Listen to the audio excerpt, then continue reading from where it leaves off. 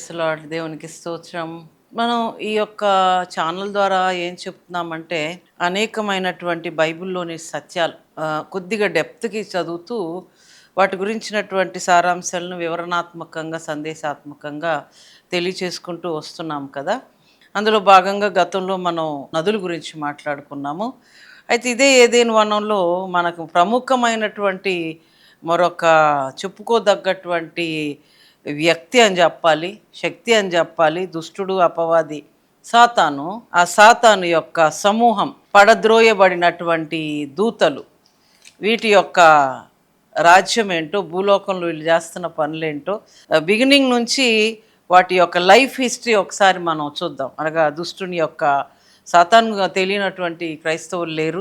కానీ అసలు ఏంటి, ఎట్లా ఈ సాతాను ఎక్కడి నుంచి వచ్చాడు, ఎలా వచ్చాడు, ఎందుకు వచ్చాడు, సాతాను చేయాలనుకుంటున్నటువంటి పనులు ఏంటి, అసలు సాతాను ఉద్దేశం ఏంటి భూలోకంలో అనేది మనం ధ్యానం చేసుకుంటున్నప్పుడు 3వ అధ్యాయం ఒక భయంకరమైనటువంటి ఒక ఇన్సిడెంట్ అనే చెప్పాలి. It is an incident, it is an encounter between the serpent and Eve అని చెప్పాలి. ఇక్కడ మనం ఒక కొత్త క్యారెక్టర్ ప్రవేశిస్తుంది. అప్పటి వరకు ఉన్నటువంటిది ఇద్దరే, ఆదాము అవ్వలు. వారి ఇరుగు దేవుడితో సన్నిహితంగాను, చాలా అందంగాను, ఆనందంగాను, ఆహ్లాదకరమైన వాతావరణంలో పరలోకం నుండి దేవుడు ప్రతి చల్లని వేళలో వచ్చి వాళ్ళతో ముచ్చట పెట్టుకున్నాడంటే సైన్య సమూహం, దేవుడు అంట తన సింహాసనం మీద కూర్చుంటే అటు ఇటు కూడా the heavenly multitudes of heavenly hosts ఆయన చుట్టూ ఉంటాయి. అంతటి సైన్య సమూహాన్ని కూడా దేవుడు విడిచిపెట్టి ఆదాము కోసం వచ్చేవాడు. అంటే దేవుడు నిన్నెంత ప్రేమిస్తున్నాడు ఒకసారి ఆలోచించి.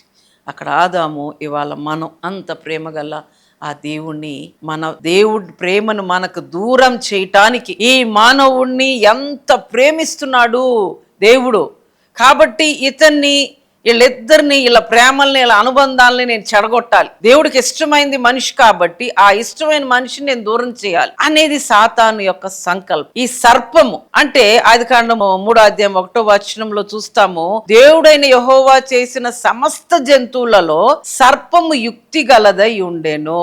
యుక్తి అంటే చాలా వైజ్ అన్నమాట, వెరీ వెరీ ఇంటెలిజెంట్ యానిమల్ అని చెప్పాలి. చాలా యుక్తి గలదై ఉండేను. ఇది నిజమా? ఆ స్త్రీతో అంటుందన్నమాట. అది ఆ స్త్రీని చూచి, అంటే ఏంటి నిజమని అందండి అక్కడ. అప్పటి వరకు ఇక్కడ జాగ్రత్తగా మనం ఆలోచన చేస్తే ఇక్కడ అన్ని రాసి ముందుగా రాయలేదు, కానీ దానికన్నా ముందు ఈ యొక్క స్త్రీ, ఆ సర్పము ఇద్దరు మాట్లాడుకుంటున్నారు చక్కగా. ఒక కామెంటేటర్ అంటారు, ఆదికాండం 3వ అధ్యాయంలో అప్పటికప్పుడు జరిగినటువంటి సంభవం కాదండి. ఈ సర్పము ఎన్నో మార్లు వచ్చి వచ్చి ఏదేను వనములోకి వస్తూ పోతూ ఉంటా ఉన్నది.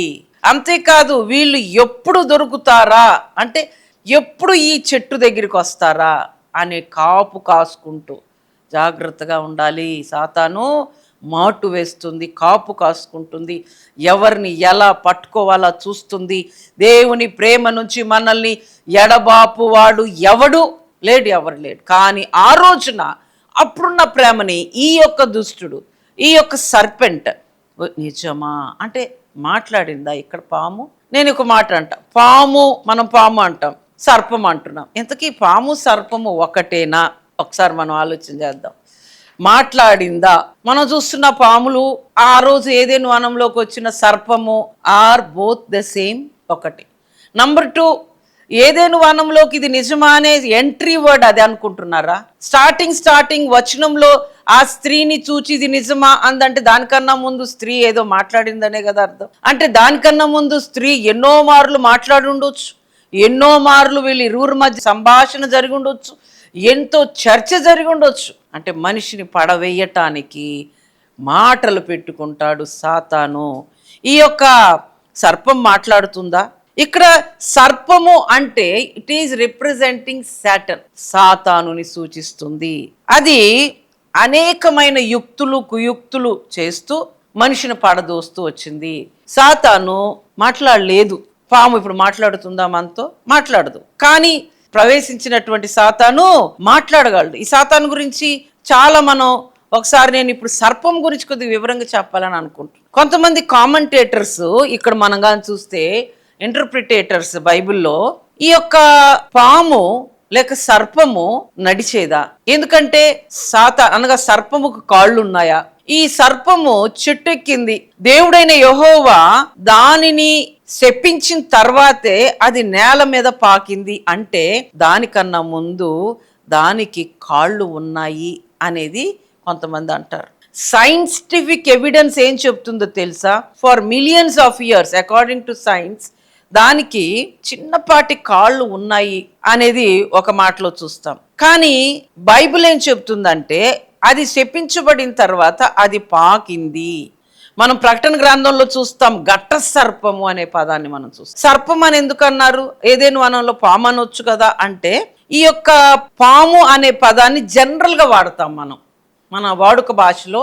అదిగొదిగో పాము చూడ అంటాం. కానీ అదే మనం ఏన్షియంట్ జూయిష్ టెక్స్ట్ లో లైక్ మిడ్రాసెస్ లో కానీ లేకపోతే రెబానిక్ లిటరేచర్ లో కానీ వాళ్ళు ఏం చెప్తారంటే ఈ సర్పమునకు కాళ్ళు ఉన్నాయి, అంతేకాదు దానికి రెక్కలు కూడా ఉన్నాయని. అంటే it was a flying animal అట. కొద్దిపాటి, మరి పక్షులంతా రెక్కలు కాదు కానీ రెక్కలు ఉన్నాయి అని బైబిల్ చెప్పట్లా. నేను ఖచ్చితంగా ఈ మాట చెప్తున్నాను. బైబిల్ ఎక్కడ ఉంది అని చెప్పి రేపు మీరు అనొచ్చు, అనుకోవచ్చు, నేను ఏదో తప్పుడు బోధ చేస్తున్నానని కూడా మీరు అనుకోవచ్చు. కాదు, బైబిల్లో లేదు, ఖచ్చితంగా లేదు. These are some interpretations of ancient Jewish text and వాళ్ళ యొక్క స్కాలర్ అయూదులకి చాలా మత గ్రంథాలు ఉన్నాయి. మనది బైబిల్ అనేది మందండి. హోలీ బైబిల్ అనేది ఫర్ క్రిస్టియన్స్. యూదులకి హోలీ బైబిల్ లేదు, వాళ్ళకి హీబ్రూ గ్రంథం ఉంటుంది, దాన్నే తొరహా అంటారు, కాండాలు ఉంటాయి. వాళ్ళు రాసిన కొన్ని స్క్రిప్ట్స్ ఉన్నాయి, వాటిల్నే రిలీజియస్ టెక్స్ట్స్ అంటారు. అవి మిడ్రాసెస్, రెబానిక్ లిటరేచరు, ఇట్లా చాలా ఉన్నాయండి. వాటిల్లో రాస్తారు వాళ్ళు. పాముకి, సర్పమునకు కాళ్ళు ఉన్నవి, దానికి చిన్నపాటి రెక్కలు ఉన్నాయి, దీనికి కూడా 4 కాళ్ళు ఉన్నాయి. ఎవరికి? ఇవి యొక్క సర్పమునకు. ఆ 4 కాళ్లతోనో లేకపోతే కొద్దిపాటి ఉన్న వింగ్స్తోనో ఆ చెట్టు అయితే ఎక్కింది. ఎవరండి సాతాను? ఇప్పుడు ప్రకటన గ్రంథంలో మనం చూస్తాము, సాతాను అను పేరు గల ఆది సర్పము, ఆ మహాఘట్ట సర్పము అని రాస్తాం. ప్రకటన గ్రంథము మనం కానీ ఇప్పుడు రెఫరెన్స్ చూసినట్లయితే ప్రకటన గ్రంథం 12:9 మనం చూస్తాం, కాగా సర్వలోకమును మోసపుచ్చుచు అపవాది అనియు సాతాననియు పేరుగల ఆది సర్పమైన ఆ మహాఘట సర్పము భూమి మీద పడద్రోయబడెను, దాని దూతలు దానితో కూడా పడద్రోయబడిరి. సో అది ఆది సర్పం, ఏన్షియంట్ సర్పెంట్ అండి. అంటే డ్రాగన్స్, సర్పెంట్స్, ఇంగ్లీష్లో డ్రాగన్ అని ఉంటుంది. ఇవన్నీ క్లోజ్లీ రిలేటెడ్ అనమాట. ఇవన్నీ పేర్లు డిఫరెంట్గా వాడటాన్ని చూస్తాం. ఇంతకీ ఈ సాతాన్ ఎవరు? ఇప్పటివరకు మనం సర్పం గురించి చెప్పుకున్నాం. ఏదేను వనంలోకి మరి వచ్చినటువంటి ఈ జంతువులు, దేవుడు సృష్టించిన జంతువులన్నిట్లో చాలా యుక్తి కలిగినటువంటి జంతువు, యుక్తి కలిగింది కాబట్టి ఆ యుక్తి కలిగినటువంటి ఆ జంతువునే సాతాను ఎన్నుకున్నాడు. జంతువులు ఎన్నో ఉన్నాయి భూమి మీద, కానీ ఈ యొక్క సర్పమే ఎందుకు ఎన్నుకుంది సాతాన్ అంటే అది యుక్తి కలిగింది, చాలా తెలివిగలది. ఇట్ ఈస్ వెరీ వైస్, వివేకం ఎక్కువ. అందుకే బైబిల్లో ఒకసారి చూస్తాం, పాముల వలె మీరు వివేకంగా ఉండమంటాడు. కాబట్టి సాతానికి వివేకం ఎక్కువ. So it is very wise enough.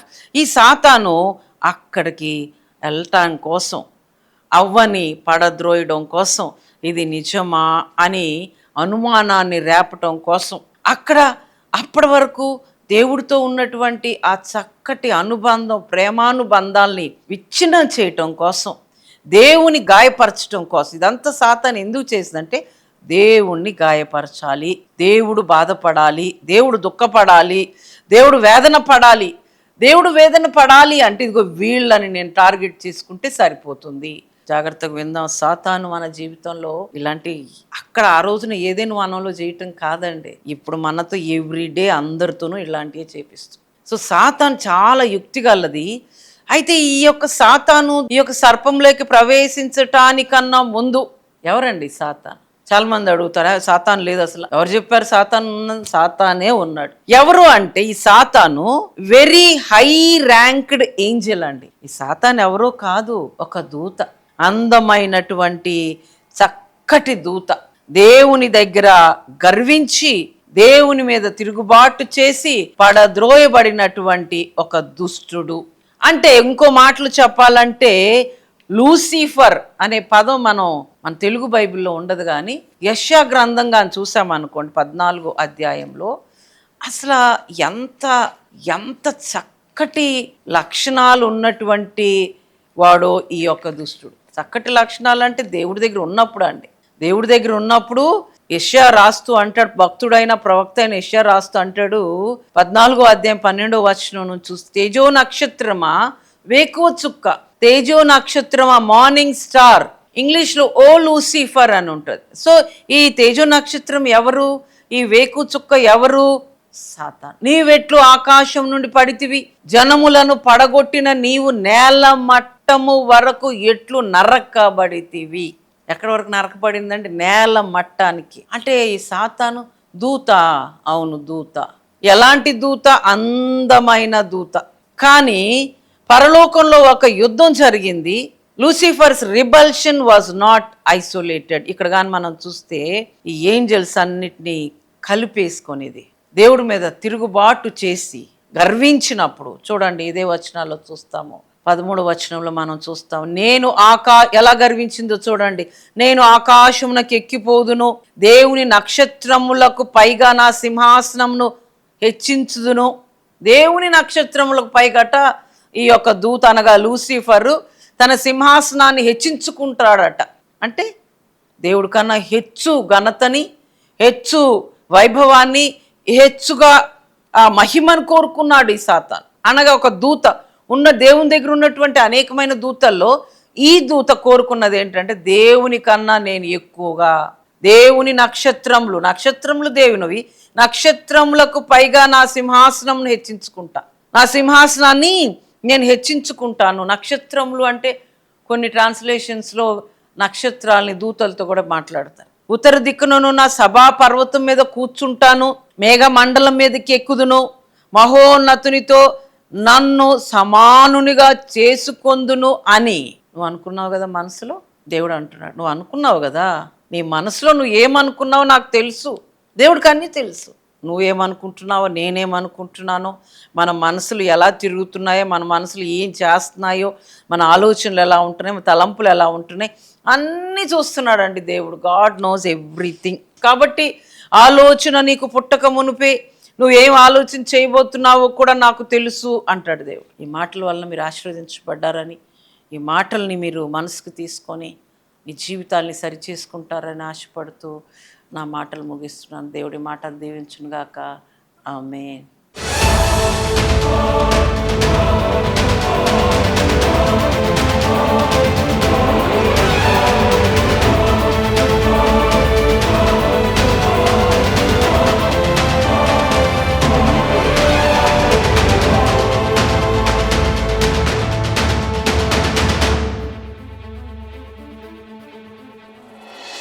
Jacob Slater international faith mission YouTube channel ని మీ ముందుకు తీసుకొస్తున్నాము. మీరందరూ కూడా లైక్ చేయండి, షేర్ చేయండి, సబ్స్క్రైబ్ చేసుకోండి.